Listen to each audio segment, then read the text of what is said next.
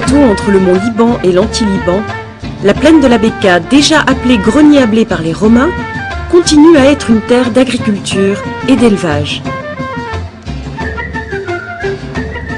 Des vignobles produisent des vins réputés. De nombreuses spécialités culinaires sont propres à la région. Le paysage est enchanteur. Plaine verte, traversée de fleuves, entourée de montagnes aux teintes ocre-rose, vaste retenue d'eau. De la pyramide du Hermel à la ville omeyyade d'Anjar, en passant bien sûr par Baalbek, les sites anciens ne manquent pas.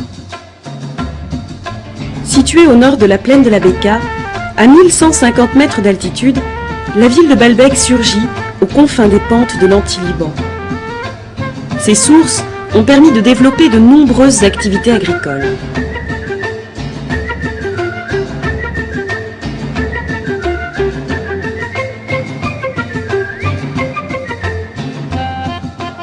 Le site archéologique de Baalbek est connu dans le monde entier.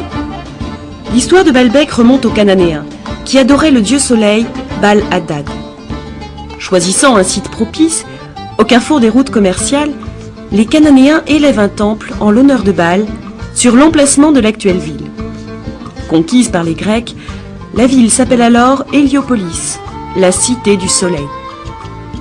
Les Romains, ayant étendu leur empire, commencent à s'intéresser à la ville. Jules César y implante une colonie romaine au 1er siècle avant Jésus-Christ. Mais c'est l'empereur Auguste qui fait débuter la construction de la plus grande acropole du monde romain. Près de 2 siècles furent nécessaires à cet ouvrage, et le grand temple de Jupiter s'achèvera au 1er siècle après Jésus-Christ. Mais lorsque l'Empire se christianise, les travaux sont interrompus, et certains édifices sont démantelés pour permettre la construction d'une basilique chrétienne dans la grande cour. Le démantèlement se poursuit pendant la domination byzantine, et des colonnes des temples de Baalbek sont utilisées pour la basilique Sainte-Sophie de Byzance.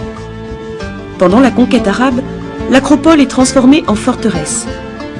Depuis 1898, date de la première mission archéologique, les équipes se sont succédé pour œuvrer à la conservation de ce patrimoine unique.